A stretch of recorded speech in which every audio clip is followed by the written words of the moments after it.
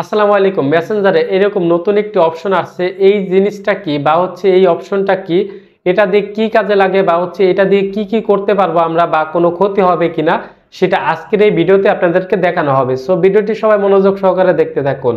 আর এই ধরনের গুরুত্বপূর্ণ ভিডিও পেতে চ্যানেলটি সাবস্ক্রাইব করে পাশেই থাকুন।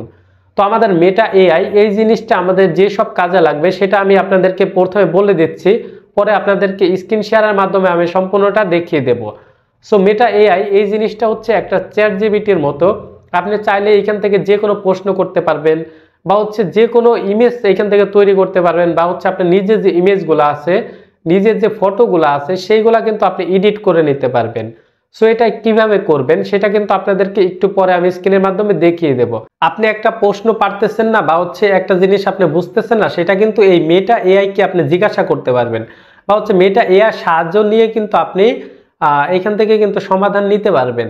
আর একটা মজার বিষয় আপনার প্রিয়জন যদি না থাকে তাহলে কিন্তু খুব সহজেই আপনারা এখান থেকে প্রিয়জনের মতোই কিন্তু কথা বলতে পারবেন, মানে এক কথায় চ্যাটিং করতে পারবেন আপনি মেটা এআই এর সাথে। তো এই ধরনের মজার যে জিনিসগুলো আছে সেইগুলো কিন্তু আপনাদেরকে এখনই আমি স্ক্রিনের মাধ্যমে দেখিয়ে দেব। সো আর কথা না বেরিয়ে চলুন আপনাদেরকে ফোনের হোম স্ক্রিনে দেখিয়ে দেই।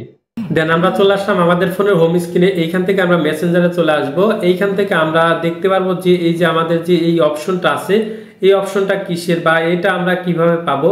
দেখেন, যাদের মেসেঞ্জার আপডেট করা নেই তারা কিন্তু মেসেঞ্জার আপডেট করলে এই অপশনটা তাদের চলে আসবে। এটা কিন্তু সবারই অলরেডি দিয়ে দিছে।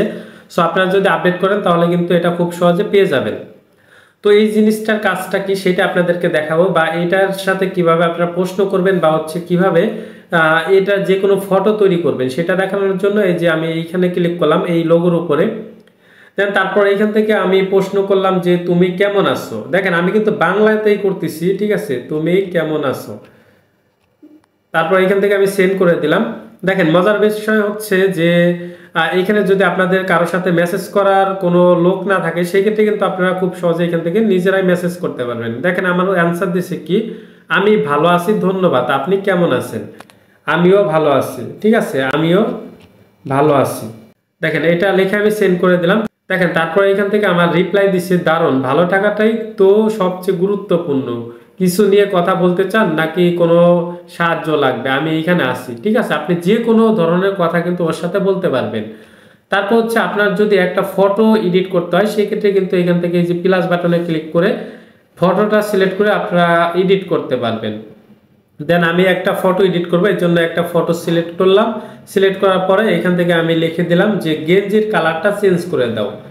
এখান থেকে বা ব্যাকগ্রাউন্ডটা চেঞ্জ করে দাও, এই ছবির ব্যাকগ্রাউন্ডটা চেঞ্জ করে দাও, আমি এটা লিখে দিচ্ছি। দেখেন আমি লিখে দিলাম। তারপর এখান থেকে আমি সেন্টে ক্লিক করলাম। সেন্টে ক্লিক করার পরে এখান থেকে আমাদের একটু সময় নেবে। দেন যেহেতু এটা এআই দিয়ে তৈরি সেক্ষেত্রে কিন্তু আমাদের এটা একটু লোড নেবে, কিছুক্ষণ সময় নিতে পারে। দেখেন আমার ব্যাকগ্রাউন্ডটা কিন্তু অটোমেটিক চেঞ্জ হয়ে গেছে। এখন আমি চাইলে কিন্তু এটা খুব সহজে ডাউনলোড করতে পারবো। এই জন্য আমরা কি করবো, এই যে এখান থেকে ডাউনলোড যে অপশন আছে উপরে, এই উপরে ডাউনলোড অপশনে আমরা ক্লিক করে ডাউনলোডটা করতে পারবো। ঠিক আছে, এইভাবে কিন্তু আমি ডাউনলোড করতে পারবো। তারপর আমরা আমার যেই বিষয়টা সেটা আমরা ইমেজ কিভাবে তৈরি করব। দেখেন ইমেজ তৈরি করার জন্য এইখানে আমি লিখে দেব যে একটা বিড়ালের ছবি দিয়ে দাও, কি একটা বিড়ালের ছবি দিয়ে দাও, বিড়ালের ছবি দাও। ঠিক আছে, ছবি বানিয়ে দাও, আমি এটা লিখে দিলাম।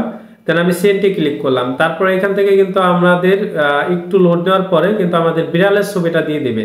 এখান থেকে দেখেন যে বিড়ালের ছবি, আপনি চাইলে যে কোনো কালার নিতে পারেন। এখানে আমার প্রশ্ন করছে বিড়ালের রং কি হবে, আমি এখান থেকে লিখে দিলাম সাদা।